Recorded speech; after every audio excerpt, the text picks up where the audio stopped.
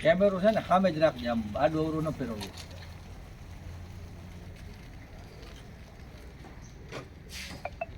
નમસ્કાર, સુરેશ મકવાણા એડવોકેટ અને આમ આદમી પાર્ટી રાપર તાલુકા પ્રમુખ. આજરોજ અહીંયા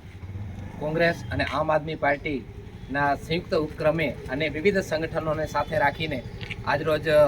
રાપર જિલ્લા પેક ચોકની અંદર સૌપ્રથમ જે મૃતકો છે એ મૃતકોને શ્રદ્ધાંજલિ અર્પણ કરી અને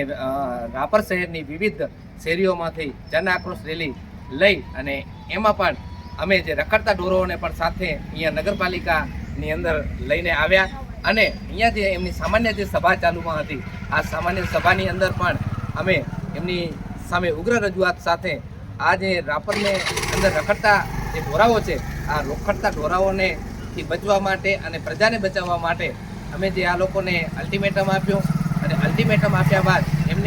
એમના તરફથી જે કાંઈ પ્રતિક્રિયા હતી એ પણ અમે સાંભળી. એમણે કહેવામાં આવ્યું છે કે ભાઈ ટૂંક સમયની અંદર આ જે રખડતા ઢોરાઓ છે એમનું નિવારણ લાવવામાં આવશે અને અન્યથા જો નહીં લાવવામાં આવે તો અમે અહીંયાથી કહીએ છીએ કે જે આ નિષ્ફળ જે રાપર નગરપાલિકાનું તંત્ર અત્યાર સુધી 6 જીવ ગયા તેમ છતાં નિષ્ફળ રહ્યું છે, તો આવા જે તંત્ર સામે અમે ઉગ્ર આંદોલન કરશું. આવનારા સમયની અંદર ફોજદારી ફરિયાદ પણ દાખલ કરાવશું નગરપાલિકા તંત્ર સામે, PIL પણ દાખલ કરશું અને જો તેમ છતાં પરિણામ નહીં મળે તો તાળાબંધી પણ નગરપાલિકાને કરવાની થશે. તો અમે સંયુક્ત ઉપક્રમે સૌ સાથે રહી જેમ અત્યારે આજે રહ્યા છીએ એ જ રીતે અમે આવનારા સમયની અંદર આમની સામે